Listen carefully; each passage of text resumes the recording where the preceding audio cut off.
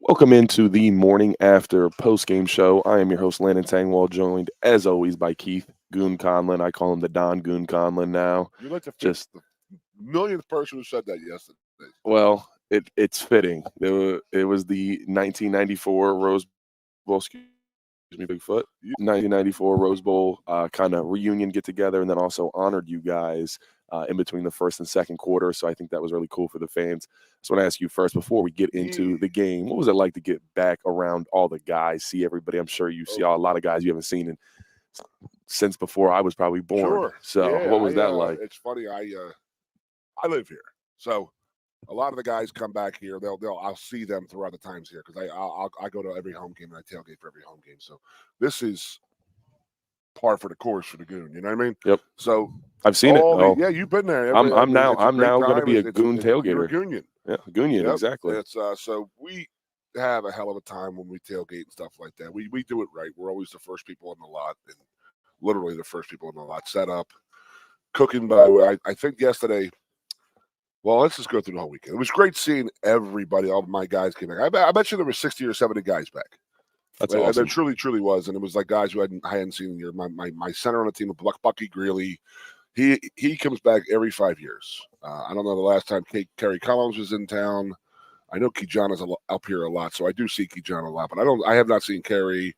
I haven't seen Bucky in 5 years, and just all my guys.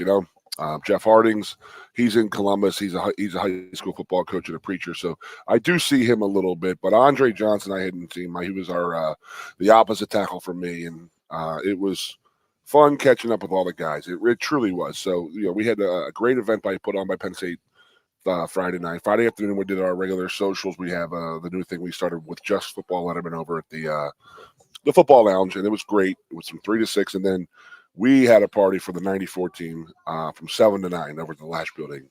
And I haven't been in the Lash Building in a while, in a hot second. They redid it. I was where we were sitting, talking, eating some cheesesteak sliders and Those were cocktails. good. Yeah, they were. Those are good. That was Joe and Franklin's office. It was. It was the corner room, Yeah. corner spot. That's where Joe and James's and Bill's offices were in the East area, or I'm sorry, in Lash.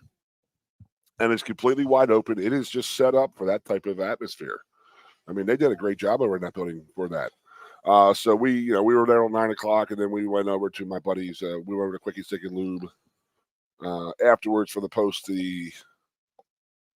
unofficial post game get together. The unofficial. That's where it really got fun, huh? The very unofficial, and then got done the very unofficial Friday night, and then we went to the Lube, and then we went to the very very unofficial, back to Goon's house. So I had some people back there, and that's a good time always. it was 2:30 in the morning, and I was like, we got to pack this up. And my little brother was like, I walked upstairs, and you guys were all sitting there, like laying on the couches, passed out, sleeping, and Pink Floyd, The Wall was on. I was like, I haven't watched that movie in 30 years. And I was like, well, maybe it's a little appropriate that it was 30 years later. Oh, So man. let's just say, Landon, that 6:30 alarm clock came pretty quick Saturday morning. I would say so. I mean, Goon is in the lots every morning. I think before 8. They open at 8. Goon gets in. Goon gets in before 8. We pulled in. We were in there when the football Letterman's lot, 7:52, and then we had the coolers full, and I was grilling by 8:25, 8:30. I had the pork roll, bacon, potatoes, all on the grill. There you go. And then throughout the day, a lot of the guys came back. I mean, how big do you think that tailgate was? Oh, it was huge. It was stretching. I mean, because I was so shocked because I've been to Goon's tailgate now for Kent State and Bowling Green, Yep. so a little bit And smaller. that's like 40, 50 people. Yeah, like yeah, 3 but or it's 4 good, cars. And this one was like a block party. It was a block party out there.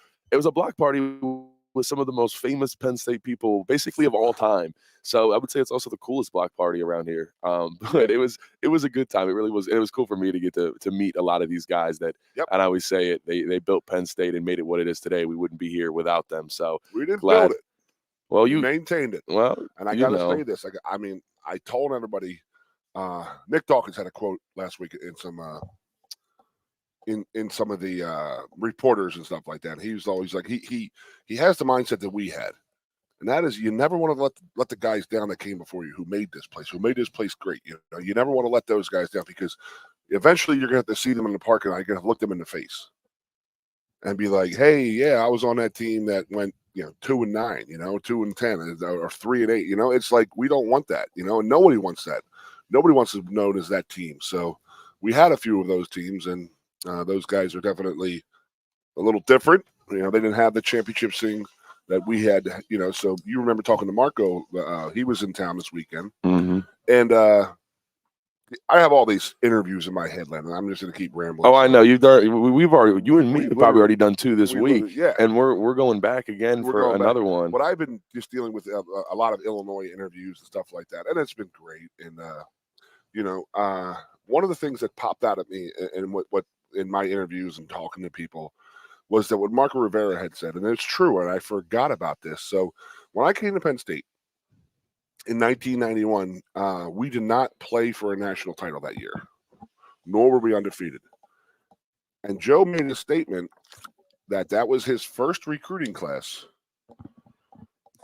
The guys that came in 1987, the 1980 graduated high school in 1987, that was his first group of seniors that never went undefeated nor play for a national title. Well, so I guess the sub was you're gonna get an opportunity to play for a national championship, and they were the first ones. That's how we recruited us, and that was you're going to play for a national title, or we're going to be undefeated. That's a big thing, and that was like, okay. And like I told you before, people were always asking us about, oh, what was it like winning the Rose Bowl, and what was it like, when you got invited to the Rose Bowl, won the Big Ten, and we were like, give a crap about the Big Ten. I don't give a crap about the Rose Bowl. Well, you were new. You guys just joined for a couple years prior, so it wasn't as big of a deal. We were all about the. It was about national titles. It was all about national titles. And it was like, I'm not here to win a Big Ten title. I'm not here. And that was the mindset of the Big Ten before we got there. And I like to say, and I have been saying for a while, as I believe with that Penn State 94, Penn State, when we joined the Big Ten, we really did change the futures of the Big Ten, because it then became about winning national titles. I mean, I think everybody woke up and got out of this little like, oh, Big Ten Rose Bowl, we got to win that Bo Schembechler stuff. I think that finally got weeded out. You and Bo Schembechler, man. No, but that was the big thing. I mean, he was the Big Ten coach. He was the guy. He was the guy. It was his conference, and he made that known.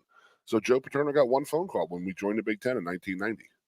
Interesting. It was from Glenn, who, by the way, when the old man would call, he would call Bo Schembechler Glenn, because that was his given name. Glenn. And he would call Bear Paul. Right? Now, Bear was gone well before me, but it was well known. But he said, hey, he got a call in the first, when we joined the Big Ten in 1990, and it was, hey, Joe, Bo Schembechler's on the phone. And I don't know if you ever heard Bo Schembechler talk or anything about him. He talks like you and I when we were sailors, and it's every word is very, very gruff F word and very, very mean and this and that. So the word is that he called the old man as soon as Penn State joined the Big Ten, because it was not amongst the coaches. It was the presidents and the athletic directors who had created Penn State joining the Big Ten. So the coaches were sort of on the outside on this, and the first call Joe got about the Big Ten was from Glenn. And he said, you FNC Esser, what the F are you doing? This is my conference type of thing. And he was berating Joe. He was being serious? Yeah, he was not happy about it. And that was the mindset that Michigan had. It was their conference, and they still had that aura and the attitude about that. And they were not happy having to share the spotlight with Penn State and Joe Paterno. No, I can't imagine. And Michigan has always, since, they had some good years for sure, but where they are right now, I think they are on a little bit of a downslope, and I don't know, we won't get all the way into it, but I think there's a possibility that maybe some victories go in the trash can for them. But real quick, I just want to ask you, I know you've talked about it all week. I've asked people about it, but they're asking in the comments real quick. Illinois, 1994, the power goes out in the hotel. Oh. Just give me a quick, I'm going to clip this. This is going to go out on Twitter. So look pretty. Give me a pretty story. Look pretty. You already look pretty. You came in. I need about a month and a half to get looking pretty, man. The way I feel right now. I need to go to bed for a couple of days. Yeah. You need to take you'll go to your therapeutic bed after this. No doubt about it. But right now, Illinois, 1994, power goes out. We are in a hotel downtown in Illinois, Champaign. It's sort of close to campus, sort of close to fraternity houses and all that stuff. So we wake up in the morning, and remember, There is no cell phones in 1994. So you don't have, your alarm clock is plugged into the wall. Your phone is plugged into the wall. All of this stuff. We have nothing. So we wake up and it's pitch black. The TVs are off. The lights are off. We're in a pitch black room, me and Marco. The air conditioner's off. That's probably why we woke up, because they probably got below like 70 or below like 60 or above 63. So me and Mark were probably flipping out. So we wake up. When you get in the hotel room, you know, it goes right down. Yeah, and you turn that thing right down. And it goes, this only goes to 60. I have another story for you later about some cold stuff. But we wake up, no electricity, nothing. So we're like, oh, what's going on here? You know, so we sort of meander, and like people like walking in the halls. And I'm telling you, the emergency lighting's on. It's just freaking crazy. And we have to walk downstairs, 25 flights of stairs. And I don't know, there was an electrical explosion. There's rumors that it was a fraternity prank, that it was Illinois doing it. We don't know what the hell was going on. But we know that we are walking around a hotel like it's pitch black. Nothing. No energy, nothing. Nothing. Emergency lights going on. It's like a fire scene pretty much. So we get down 26 flights of stairs to go to our breakfast and stuff like that. And there's no breakfast. It's like donuts and like, you know, Danish and bagels. And it's like, oh, okay, whatever. We'll eat this, you know, because again, you have to realize that, you know, when you travel as a team, you are very regimented. Very regimented. And the old man was super regimented. It was like anything that got off of that, like, you know, off that path, it got real crazy. So he was upset because he did not want us walking up 26 flights of stairs to get our stuff, because we didn't come down to leave yet, because it was still early in the morning. So he sends the equipment managers up and around all of our rooms, cleans our rooms out. And these kids are going up and down these flights of stairs. I mean, I'm telling you, our managers went up the 26 flights of stairs probably 15 times a piece. Up and down, go cleaning out rooms, bringing bags down. So they had the great idea that our pregame meal is going to be at a restaurant down the street that has electricity, or doesn't have electricity, but it's outside and has well-lit area. So they bring in 150 pizzas and like 300 Italian hoagies.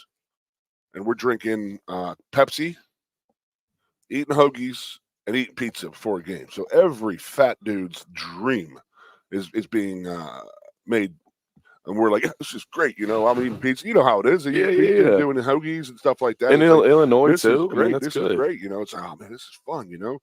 And then we get to the game, and we are so out of our regiment. And Joe's like, hey, get your head straight. And it's like, you can't get your head straight. We're just sitting there burping up onions and all that stuff. And that's when I knew. I got down on my stance for a pregame stretch and stuff like that. And, you know, you get to with the offense versus defense, and you go a little thud just to get your pads hit a little bit. And I was in the huddle, and I went, brrr, and I was like, oh, my God. And everybody's like, yo, dude. And everybody starts, and we're all burping onions. And we're like, dude, this is brutal, dude. This is not going to be good. So Marco does not start that game. So he's playing short side. So our first 3 plays of that game were a fumble and an interception. Oh, on offense. That's the first 3 plays of the game. Not a good start. By the way, 7 and 8 minutes in the game, it's 21-0. And Illinois just came out banging. They were ready to go. Their offense was clicking, and our defense was really, really beat up. We were actually in a 30 front, and then by the second half, we actually had to go back to the 40 front because we could not stop their run. And get to the game, and they were up 21-0, and it was just complete mayhem and stuff like. It was like we were just out of our routine big time, and they were in their routine. It was like almost like it was plotted. Yeah. There are people who say it was. I'm curious. The power outage, I would have done some research. Was it in that area? Was it just the hotel? If it was just the hotel, yep. I'm thinking there was a little bit of sabotage here. But I do want to just finish off the story, and then we'll go to break real quick. No, it's all right. The drive. Nothing, and then the drive we did. 96 yards. It was like 12, 13 plays. I'm sure you were like breathing so heavy you felt like you were going to fall over, because those like 13-play drives. You serious? No? You feel good at the end of those? Well, I guess what was it, colder up there? What time of year was it? No, man. It was mid-November. Oh, okay. You're okay. No. We were. Sometimes those long drives can get a little. I remember down in the Outback Bowl, Long drive. It's like 91 degrees and Yep. humid. I'm just saying those long drives in certain areas, but I guess if it was November, you're okay. okay. No, it wasn't like that. It was Okay. we were that's our joke is that we were so in shape. Our strength coach had us just so rocking and rolling that Illinois called 2 defensive timeouts in that drive because they were absolutely gassed. I didn't know that. Yep, and that was we were in the huddle. That's when we were laughing at them. We were literally mocking them from our offensive huddle because they were calling defensive timeouts. And like, remember your little kid in like 6th grade and like 5th grade and like 8 years old, and you're on your hands and knees in the huddle, like the defensive line's on their knees and the linebackers standing, the defensive backs listen. That was their D line. They were all they were all on their knees and they were squeezing water down their throats and stuff like that. And we're like, come on, boys, come on, let's go. We're ready to go here. So we're down 21-0, get it to 28-7 at half. We knew our offense was just so damn conceited and cocky and had a swagger that it was just up to our defense. You got to get us the ball. That's all we need. We're going to score. And this is the number 1 defense in the country. The number 1 defense in the country. 3 All-American linebackers, and the 4th linebacker was one of the best ones who doesn't get any recognition. So we had Simeon Rice, Kevin Hardy, Dana Howard, and John Holacek. Just some 4 badasses, man. So the drive, they're calling defensive timeouts. Kerry does not throw an incompletion on the whole drive. We got to go 96. I'm not lying to you, Landon. There was like a mist coming in right in our face. And it was like the old school, like Veteran Stadium, like crap concrete turf. So it was slippy, slidey, and stuff like that. So these guys are out there, and they're just built on speed, and they have a great defense. Yeah. And we just start working. KC made a couple throws. Bobby had a couple catches. Kyle had like 3 catches. Kijana had a move on 4th down. We had a 4th and short, and I got beat across my face, so he had to kick it outside, and he got it because he was fast. Thank God. I would have been horrible. And then that would have been a bad feeling. Yeah. And then we had Brian Milne, who was a cancer survivor. He was up here yesterday. He's out there. He scores his 2nd or 3rd touchdown of the game versus Illinois. And it was just one of those things like unbelievable.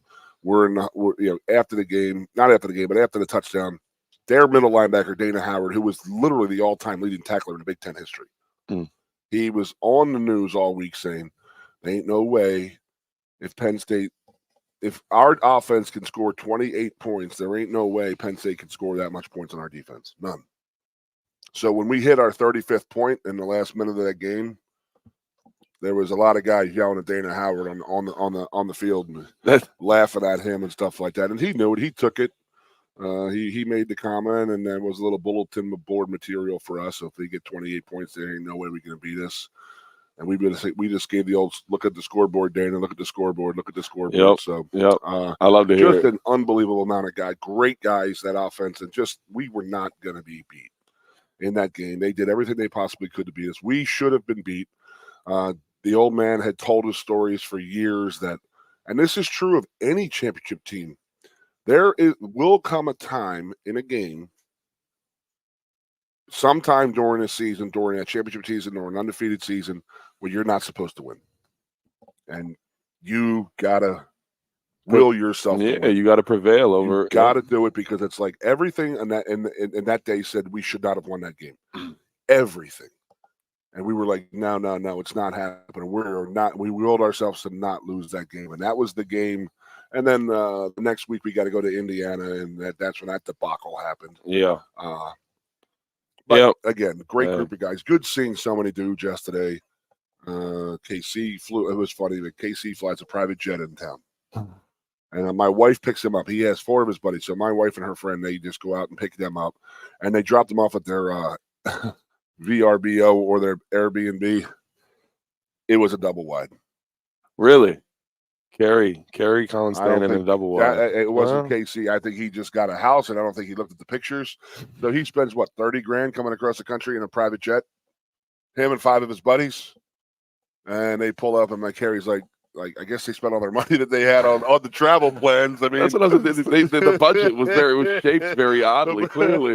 The travel expenses were way too high than the sleeping environment. But Yeah, he was like, I don't care. I mean, we were all like, Yeah, it didn't really matter where you're give sleeping. give us some. Yeah. Yeah, You need a bed, that's it. I had 4 hours of sleep on Friday night, so I mean, and got home from that tailgate last night, and I mean, again, I ain't been on the field in 5 years. The last time I was on the field was when they introduced us versus Buffalo. So that was our 25. 25, yeah. So now we're at the 30, and I walk up there, and it was so freaking humid. Really? It was I remember so that game. hot on that field last night. Like, I mean, I know I'm a fat slob and all that. I've been drinking all day and eating barbecue chicken and pork roll and pulled pork, but dude, it does. I it was so hot. And then I had to get up into the suites because me and my wife and our friends, we had they were up into the Schanfelters and the Heydrichs. They invited us up to their suite last night, so we're up there. I had to leave the stadium.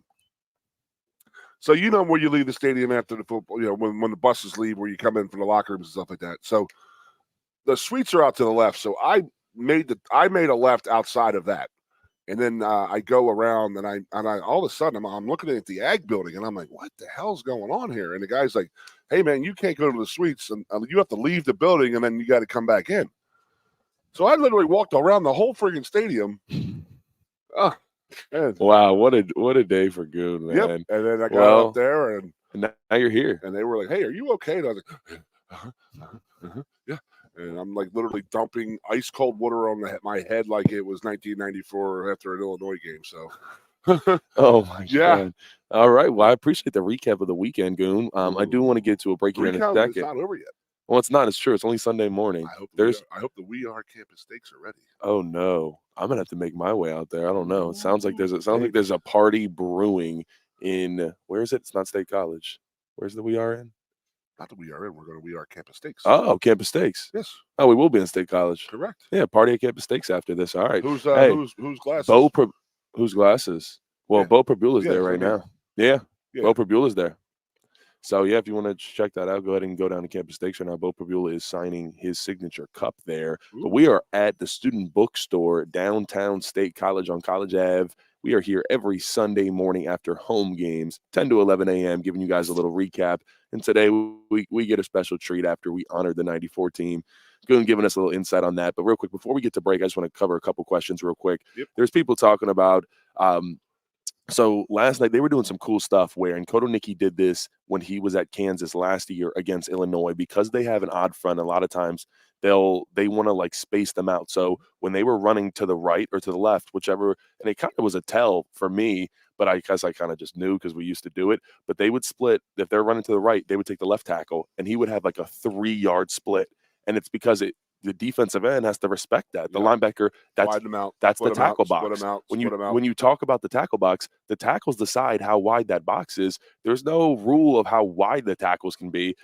I mean, there's an extent, but they can have some room. And so Drew Shelton and Anthony Donker were doing that, and it was kind of stretching the defense out and making it easier to run to the other side pretty much. So Andy Kotonicki was doing a lot of that. He put Vanga Ioane in motion again. We've had 4 games this year. 3 out of 4 games, Andy Kotonicki has put a 350-pound man in motion from the slot wide receiver position. Oof. So, that's a lot of fun. But there was moving guys around. We did good old tackle over. Yep. Talk about, you talk about strong side, weak side tackle back in the day. We don't do that now. It's left and right tackle. But we brought Drew Shelton over to basically right tackle plus being the tight end. And it was just Vanga at left guard. He was the tackle. And we just ran tackle over, and we were running it down their throat. Nick Singleton was having a good day out there. I got to say that was the best game our O-line played this year. Oh, not even close. I mean, they played very, very, very well. They played aggressive. They played very, very physical. It was a fun game. It was fun to watch. I mean, I know it definitely. I mean, it was a good Illinois team, and at the end of the day, you beat a ranked number 19 team by 2 touchdowns, and actually some field goals should have went through too. Yeah. We should have beat them by 21, but we handled this team. And what I will say is the defense, dude. The defense had 13 tackles for loss. I don't know the last time I've seen that many tackles for loss. That is a defensive line dominating up front. We were talking about the offensive line, the defensive line too. Honestly, I think that's why we won in such a demanding fashion, is because our offense and defensive line controlled the entire game. And when when you're handling the other team up front on both sides, it's an easy night. And I mean, think back to it was 7-7. And Illinois had the ball on our 2-yard line, and next thing you know, fumble, snap, a sack. I believe there was some type of intentional grounding, something like that. And then they're kicking a 45-yard field goal. They miss, Correct. And it completely changed the tide because they could have. I mean, they should have went up 14-7 there, and that's a big difference of a game. So I mean, there was some times that the offense stalled out a little bit, but overall, I think just the growth of the run game and the offensive line. And we're talking about how, it is an Illinois, and it's a ranked team, but it's not an Illinois team. It's a Brett Bielema coach team. The man can coach. He can. He's a great coach. He's proven that he was going to do what he was going to do, and that was going to be play it. We're going to play into a dog fight. We're going to run the ball. We're going to stop the run. And Penn State goes and says last night, okay, you want to run the ball? We're going to teach you how to run the ball. And they did a great job, man. My hat's off, man. I think our guys played great last night, and get that momentum going right now. UCLA's in a real lull right now, so they're not looking good. Smack them around a little bit. They got to come out to the East Coast at a noon kickoff. Good luck at UCLA. Yeah. Right before we go to break, I know I'm saying we're close to break, but I got to give myself a shout out again, Goon. On Twitter, you can check it out. Follow me at Landon Tangwell on Twitter. I do a bold prediction every Saturday morning. I didn't start doing it till last week. Bold. Okay. So it's out there a little bit. Yeah. Last week, I said against Kent State, I said, hey, Nick and Katron in their era, I said we're going to go over 300 total rushing yards. They've only done it once. It was against Delaware. They did that last week. Check. So now coming into this week, I said, hey, Luke Altmaier has 10 touchdowns, 0 interceptions, no turnovers. I said the Penn State defense will force him into 2 turnovers. And I hit that just the last play of the game pretty much. And I nailed that one. And then also pregame, I don't mean to make this a pat myself on the back show, but I got to talk about it. I said a big key to victory was Katron Allen. I said Penn State is 10-0 when Katron Allen has 80 or more rushing yards. He had over 100. We are now 11-0 when Katron Allen has over 80 rushing yards. So that, I'm a stat guy. I like to bring it. So we will get back. We'll start nerd. Just a little bit of nerd in me. Listen, I used to watch NFL Network religiously. So I know a lot of these former Penn State players, big fans, but we will get right back. We are at the Student Bookstore downtown, College Ave. Come check us out. We're always here 10 to 11 a.m. Sunday mornings after home games. And the Nittany Lion mascot will be here in about 15, 20. Like last week, it's a little bit of rain out here. It's definitely. I walked in here. It's a little slow in the Student Bookstore I said, what's going on here? I think everybody's a little slow this morning. Those 7:30 games, it's like it's just the land of the Walking Dead out here in State College. 17 hours too, didn't they? Everybody did. Was there 8 o'clock in the morning yesterday. Yep. I get it. That is it. So we appreciate you guys tuning in, but we will be right back after this break talking Penn State, Illinois. The Center Hall Farm Store has been serving Center County and beyond for well over a half century. A small family business, the Center Hall Farm Store specializes in animal nutrition and manufactures its feed fresh using local ingredients. Get the best in horse, cow, pig, chicken, and bird feeds. If you're not already a customer, stop in and see why so many of your neighbors are. The Center Hall Farm Store at 110 West Allison Street in Center Hall, or call us at 814-364-1393. A lot has changed about State College. One thing that hasn't is W.C. Clark's Coffee Roasters on 234 East Calder Way. 30 different varieties of specialty coffee beans sourced from over 25 countries and roasted with love each morning in Happy Valley for over 45 years. They'll ship their fresh roasted coffee from their doorstep to yours. Order online at statecollegecoffee.com. That's statecollegecoffee.com.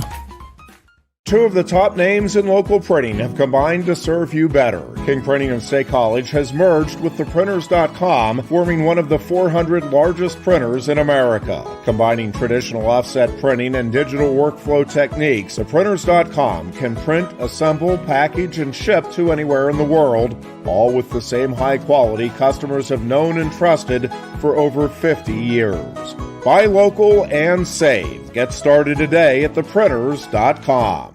Ready to be part of something bigger? Come pave the road to success at Glen O'Habaker and discover a career where your hard work and determination can build a bigger, better future. Our team believes we can build a stronger future together. Join us at Glen O'Habaker, where we value teamwork on the field and on the job. Go to GOHcareers.com to apply. GOHcareers.com. And best of luck to all the Center County sports teams all season long from everyone at Glen O'Habaker.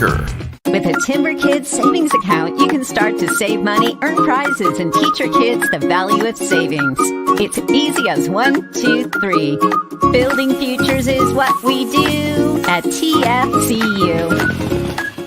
You really need to belong to a credit union. You belong at TFCU, Timberland Federal Credit Union, a credit union you can grow with. Get up and get going with the Happy Valleys 98.7 The Fox. Oh man, a little late. Welcome back in to the morning after postgame show. You are joined and you're listening to Landon Tangwall and Keith Goon Conlin, two former Penn State offensive linemen, just talking shop out here. Penn State handled Illinois 21-7 in a game that I think, you know, I said going into it, this is a prove-it game for Penn State from a standpoint of, okay, you got these really three new coordinators, but you got a very new scheme, all that type of stuff. You haven't played a real team up to this point, and now you play an Illinois team that is battle-tested. They have won on the road in tough environments in a red out. Now they face the whiteout, and they, by the way, I was going to say, they struggled with the whiteout, and shout out to Nittany Nation. That was one of the better whiteouts like I've been a part of. It was loud in there. There were some times where I was like, wow. So I do want to give a shout out to them for the energy that they brought. They brought whiteout energy, that is for sure. So I think they got the message from Coach Franklin. It looked like a whiteout. So I guess this is the first year. I got a couple guys texting me today. What'd you get? They said they had blackout energy. Oh, well, that makes sense. You I and your got one this morning. I laughed so hard. He goes, I read the. He goes, I won't say who it was, but he goes, I read the report wrong. I had blackout energy. Oh, I didn't have whiteout energy. Well, judging by the amount of people walking the streets of Penn State, I think people went into the game with whiteout energy, finished the night with blackout energy. I think you are right there. That was. I mean, I read that text this morning, and I was just giggling, laughing. He goes, "Oh man." I misread it. I had blackout energy. I did not have the whiteout energy, and you could tell that some of the people on that tailgate they had blackout energy. Yeah, people came into State College this weekend with blackout energy. You're right, with intentions of blacking out. Let's. I'm just gonna throw some stats at you, Goon. Let's just have a chat about this. Bubba. One thing I want to talk. We talked about the offensive line dominating, and you see that. And again, Warren. Tyler Warren is awesome. I mean, he does everything. And when he's at quarterback, good stuff happens. I mean, that's a high school quarterback. And if you remember my freshman year, I guess that was Tyler's second year. We played him a ton. 2021, I think he had 3 or 4. That last night was his 4th rushing touchdown of his career. So that was really cool. One other quick stat. This is from Penn State Communications on Twitter. Shout out them. Nick Singleton and Katron Allen went over 2,000 yards, both of them. That only happened one other time in Penn State history that two teammates both went over 2,000 rushing yards. It was Franco Harris, and then can't remember the other guy. I feel bad. That was some. What? I should know. It was like 68-71. Lotto Mitchell. Yes, Lotto Mitchell. Him and Franco were the.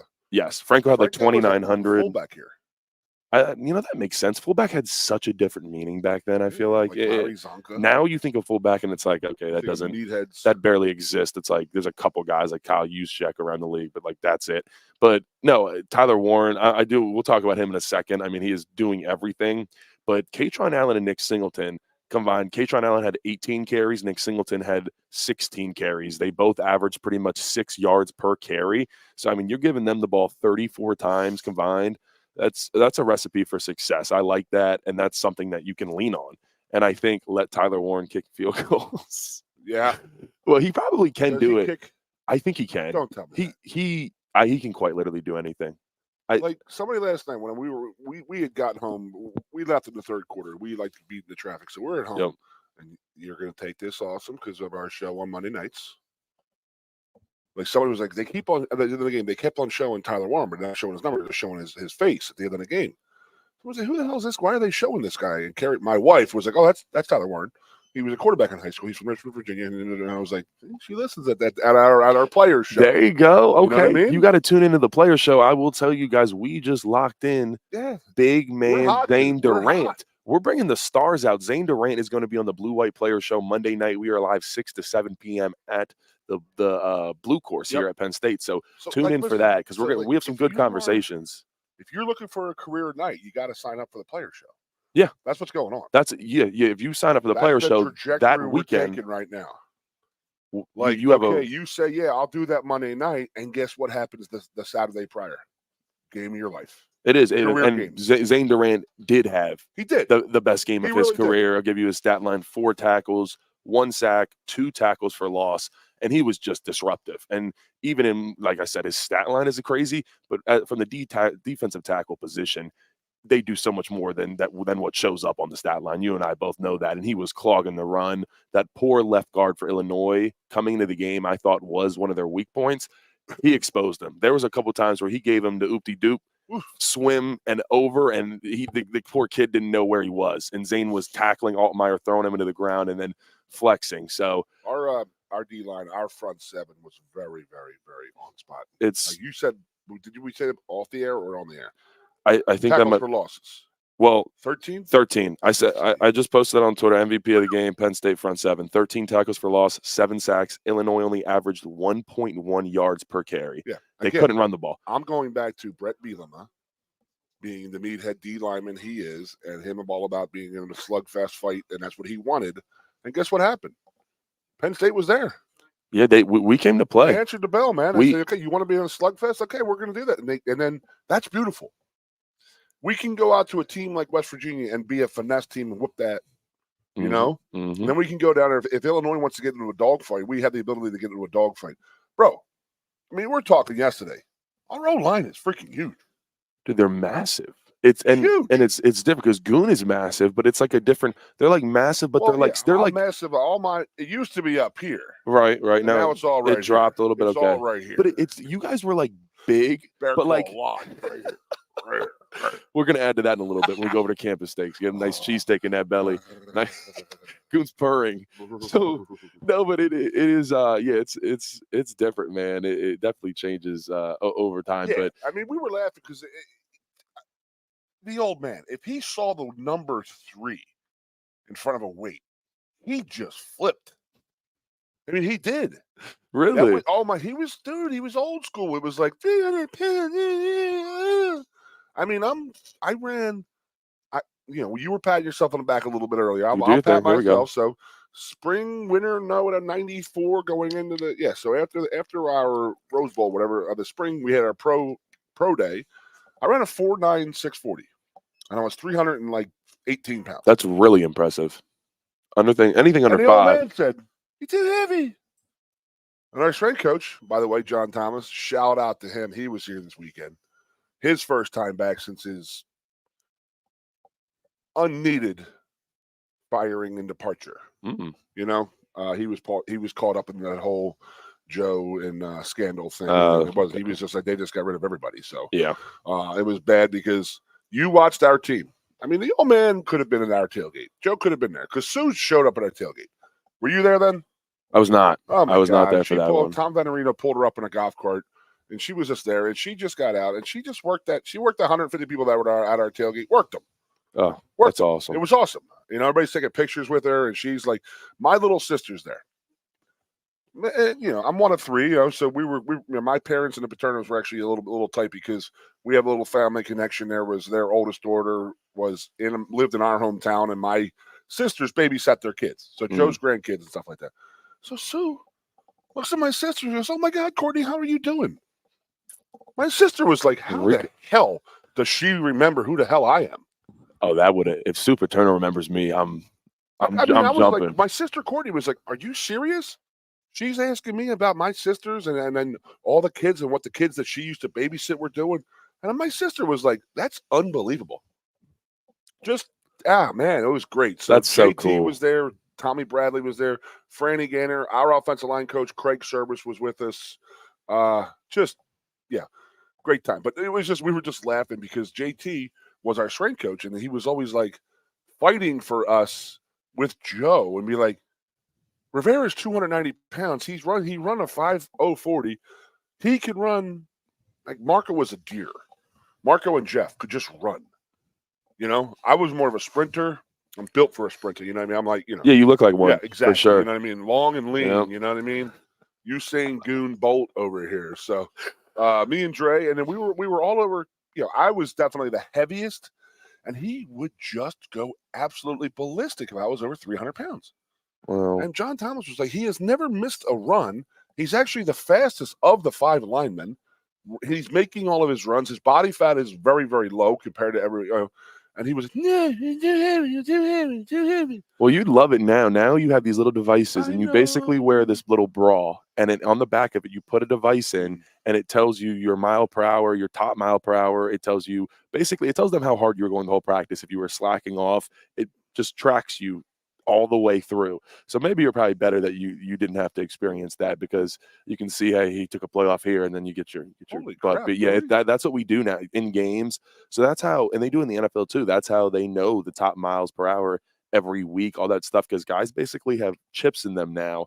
So it's a little bit different of how we operate around here. It is, but yeah, the offensive linemen are built different now. They're like 330. I mean, Vanga is like 340, exactly, and he can move He really looks well. good. They don't look, I mean, overly fat. They don't look like slops. No, I agree. And while I'm on this topic, Vanga Ioane has been playing really well. He's been moving people. He's been really good in pass pro.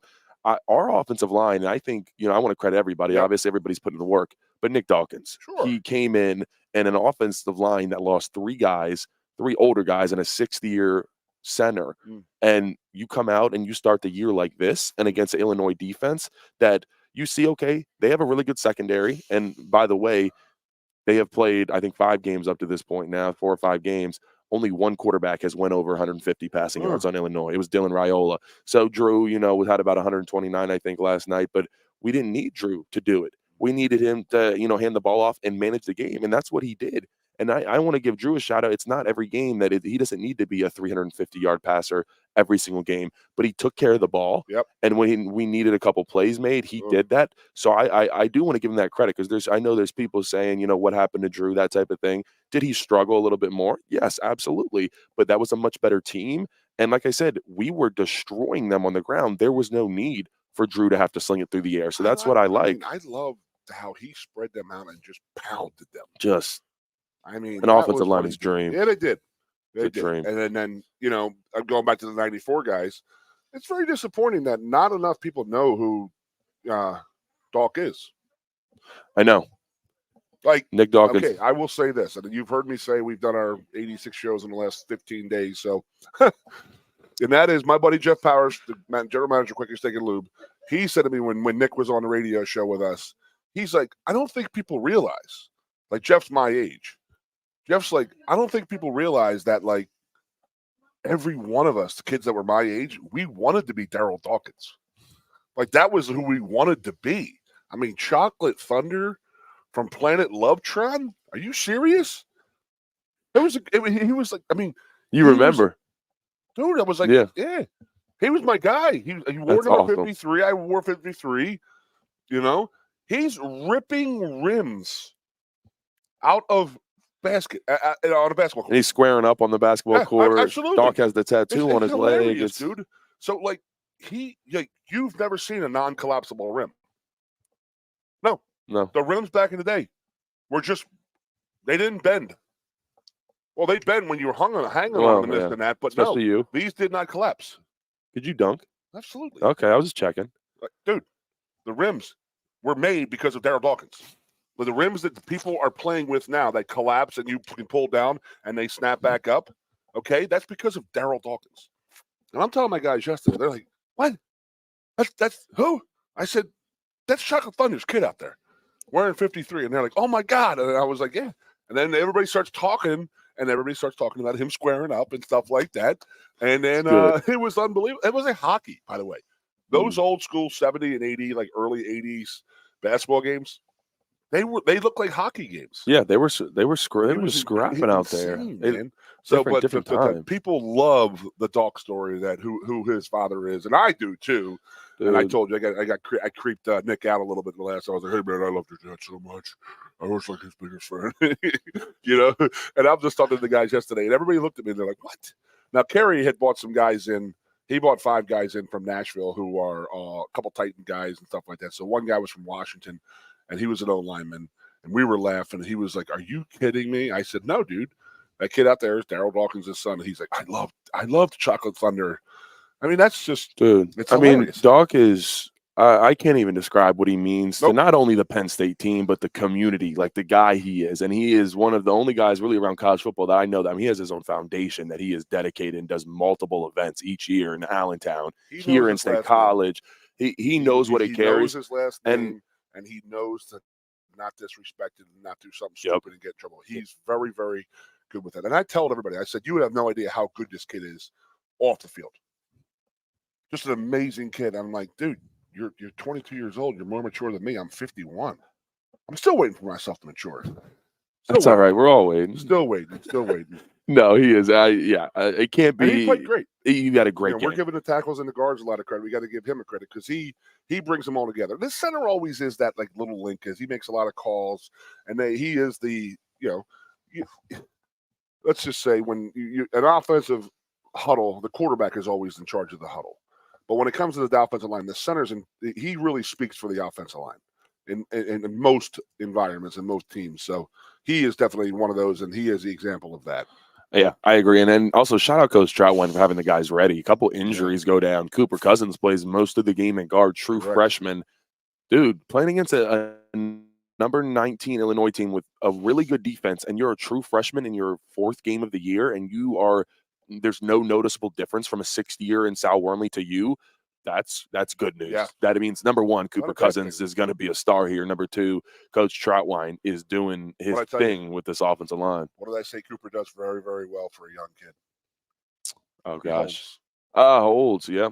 He knows where to put his hands. He does. It's on hips and stuff like that, and he can grab, and he grabs the interior, and he grabs hips and grabs waists, and that's the easiest way to control a person is grabbing them there, and it's like one of those things, and he knows when to pull them off because if there is separation and the defensive lineman's trying to get away, because if your timing's not right and you're holding a guy and they try to pull away and the shirt gets pulled, that's when you're going to get the holding call. Yep. But having that in aspect of your game and you're 18, 19 years old, Jude, you're the future's bright. The last guy I saw like that was sitting next to me. Dude, I followed in you, dude. I appreciate it, man. We got some special guys coming through. We're building. That is definitely something I'm proud of. Is helping this offensive line basically turn this room around. Because I'm going to be honest, it was not like that when I first got here. Yeah. And it is in a really good place. So I'm loving what I'm seeing. And just I just want to talk real quick, not to bore anybody, but the reason why Penn State was running the ball so well, and I talked about this a lot. They were running an odd front. So Illinois, we've only seen an even front, meaning 4 down linemen. An odd front, what you get is you get a nose. You get a zero technique, meaning he is head up over Nick Dawkins. And what that allows you to do is run a lot of gap scheme. So there's zone and then there's gap.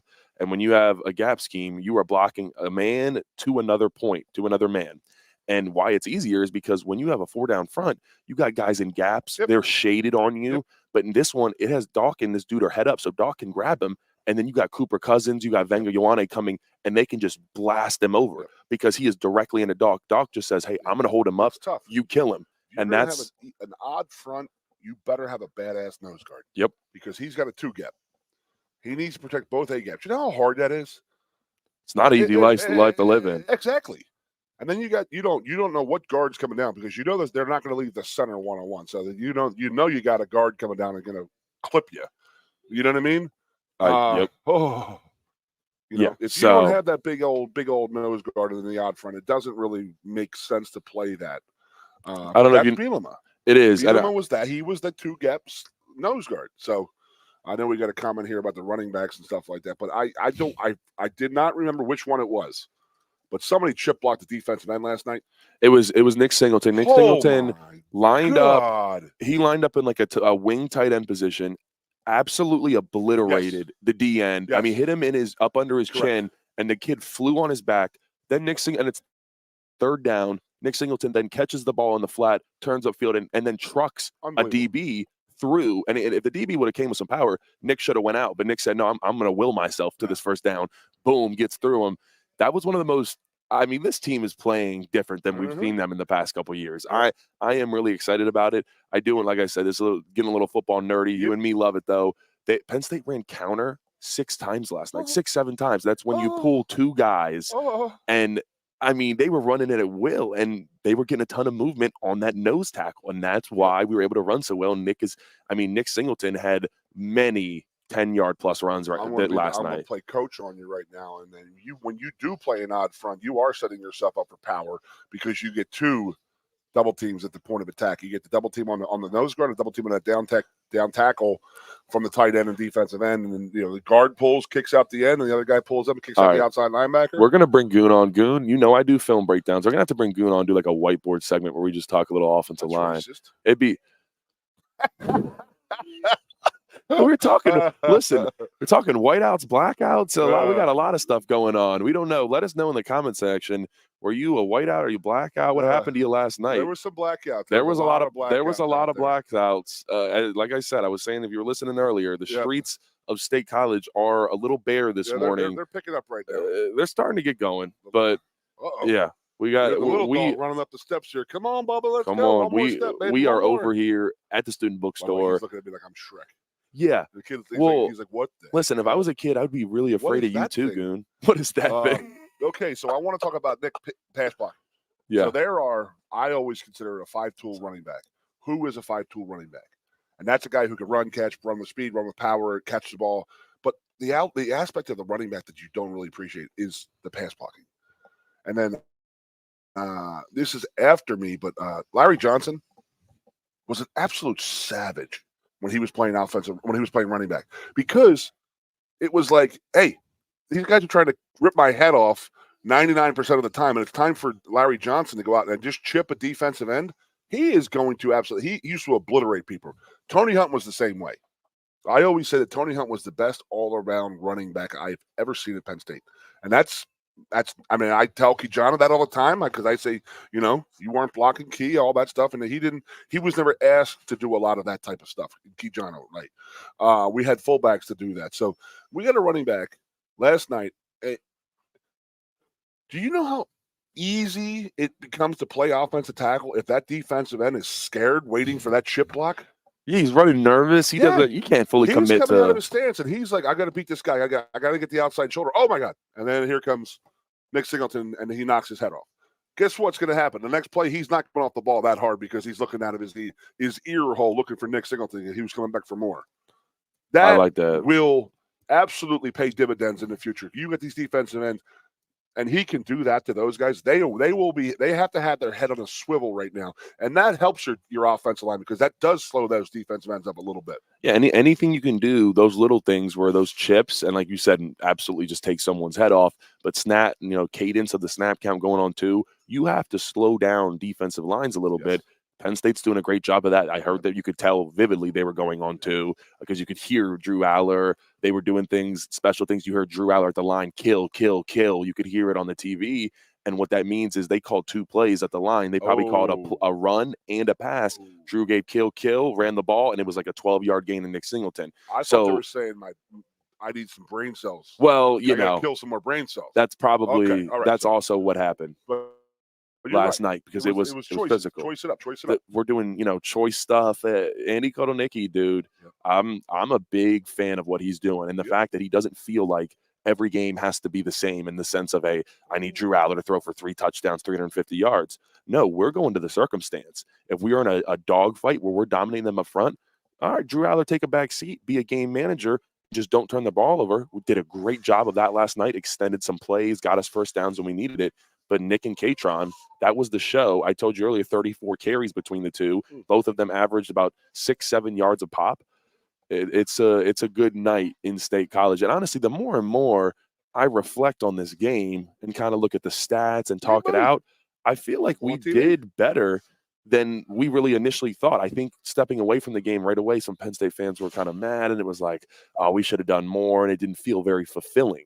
But when I'm sitting here looking at the stats, kind of talking about what happened, the way we were physically dominating them, and it was the number 19 team in the nation, and really, like, add another 6 points on if, the field goal kicker's on. Yeah. I don't know, Goon. I feel pretty good walking do your away from this homework. game.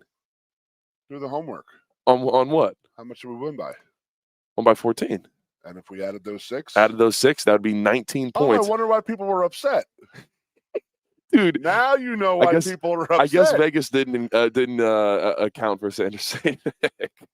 Right? That's pretty amazing. Absolutely. It's pretty amazing how accurate they are. That is insane. So when Abdul calls that fumble to end the game, and I don't know who recovered the fumble in the last. Smith Vilbert, I believe. Okay, well, everybody's like, oh, every meathead in the world who had Penn State wanted him to run that back for a touchdown and went to cover. Oh my God! Yeah, so you gotta realize people. Oh, we didn't do this or we didn't do that. It's because we didn't cover. That is where most of the anger lies now. A little unfortunately. bit. It goes back to the wallet. It does. Everything. Follow the money. Yeah, follow the money. The money always. One thing I can teach you: follow the money. I appreciate it. I do want to real quick. It does stink getting up this early on Sundays. It but does. Once we get going, it's fun. We have a good time, and it gets me going for the NFL Sunday. I get so excited to just sit there with some food, a beer, watch football. I'll come over. I ain't doing nothing. I got my Nashville boys in town. They're looking at Mo, man. Oh no, they're down there. They're down there. He's a Steelers fan. Oh God, yeah, they're Steelers fans. That way. We're gonna watch the Steelers game then. We're gonna watch Red Zone. We're gonna watch. Well, that is the Eagles more and the Steelers. Okay. Well, maybe not you guys. We'll see. Are you going to be in the red zone?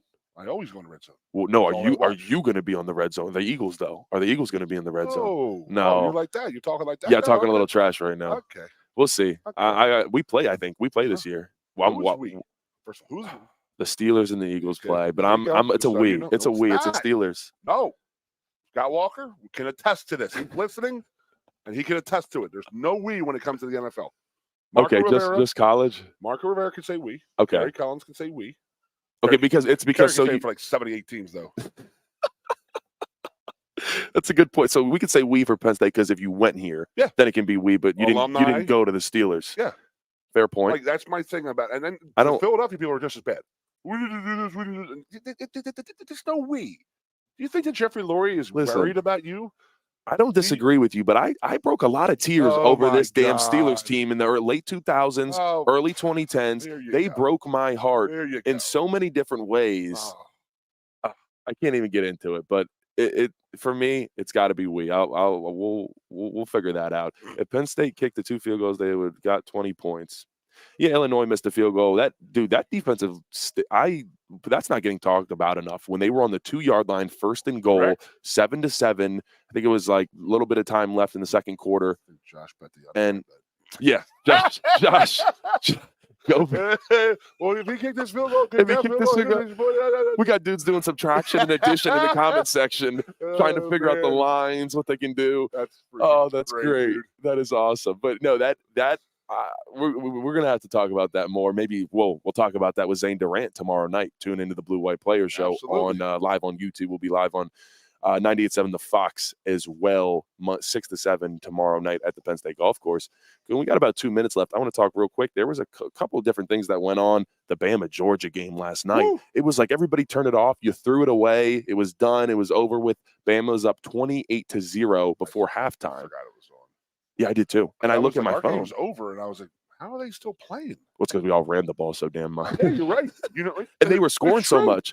All we did was run. Everybody ran the ball. We didn't score that much. They were scoring 60 points over there. I'm like sitting there and I'm watching Penn State ends the game. We're watching it, and I'm like, somebody texted me. My brother texted me. Oh man, Alabama's asleep. I'm like, they're still playing. They started at the same time. We started at the complete same time. Crazy. It's amazing, man. It was, and then it was 2 minutes 30 seconds left. Georgia gets the ball, scores in one play, 80-yard touchdown. Alabama gets the ball back, scores in one play, another 75, 80. Carson Beck, I think he is a benefit of all of the weapons that are around him normally, and he gets in a tough situation. I don't know. That's what I was seeing. I'm seeing in mock drafts that like we're already coming out, and they don't mean anything this time of the year. But it was like him top 10, and I'm like, dude, like people really think this guy's an elite quarterback? I can tell you right now, Drew Aller's way better than Carson Beck. Freaking great right now. Yeah, throw that out the window, man. What Whatever. a great lettuce he has too. Oh yeah, he's got it going Postgame on. lettuce with the bandana on. Dude, him, Tyler Warren, we got some good lettuce going on the team. It's hockey-esque. It looks good. Yeah, that's kind of the mindset I think our guys are coming with, like a hockey mindset. We're throwing punches, and it doesn't matter. I'm gonna whoop your butt. I'm 51 years old. I'm shaving my head as a crew cut now because I'm sick and tired of maintaining. Well, that's okay. I'm just so pretty already. I'm like, you know what? The hair ain't gonna screw me up. That's a good point. It looks like I pretty much paint on my hair at this point, but we both look red as hell from a we really do. hazy day yesterday, doesn't it? It was a really long one, but you know what? We appreciate you guys. It was a great day. Show, brother. Thank you so much. Great. Really appreciate it. Appreciate you guys tuning in. We are here. Come see the line at the student bookstore. We are here 10 to 11 a.m. every Sunday morning. Come to Campus Steaks, get a cheesesteak, get one of your Bo Perbula signed cups. We appreciate you guys tuning in to the morning after post-game show. We will see you next week. Woo. Morning after hangover. Yeah. Oh.